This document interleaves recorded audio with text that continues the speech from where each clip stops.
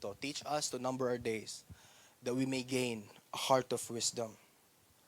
Wisdom po teaches us how to spend time wisely, how to live life, who to listen to, what to prioritize, what to let go, what are the things eternal, what are the things that are important.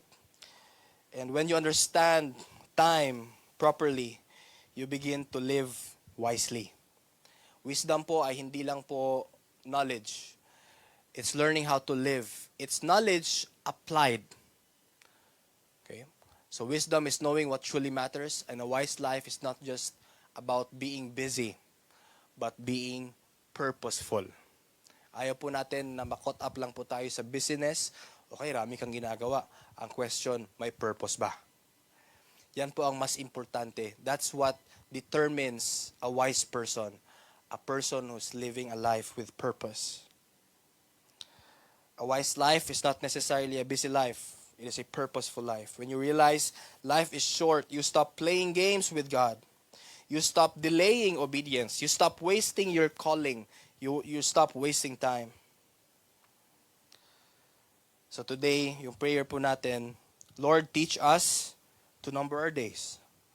Teach us to live wisely. Teach us to value time.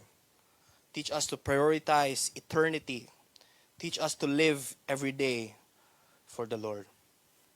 Ito po ay isang reminder po sa atin that, once again, life is short. Pero uncertain tayo.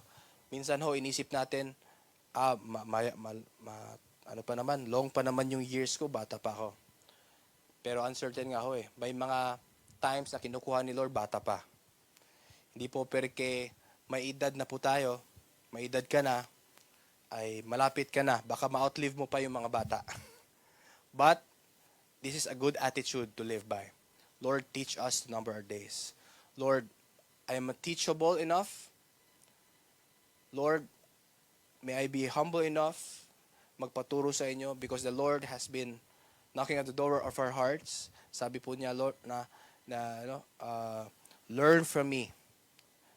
Take my yoke and learn from me for I am meek and lowly. Sino po dito na naniniwala? Si Lord po ang the best teacher that we could ever have. Amen. We can learn from Him as we spend time and dwell in His presence. Kaya po yun po yung ginawa ng disciples. Lagi po silang kasakasama ni Jesus. Every time po, lumalabas tayo ng bahay, kahit nasa bahay tayo, hindi lang po natin iniiwan si Lord sa ating prayer closet. Hindi lang po natin iniiwan si Lord dito po sa tabernacle. Paglabas po natin, kanya-kanyang buhay. But as we spend every hour in the presence of God, He can teach us every day. We can learn a lot from Him every day.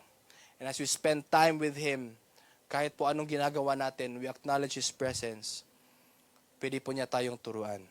Kaya po, pakisabi po sa katabi, magpaturo na tayo kay Lord. Amen.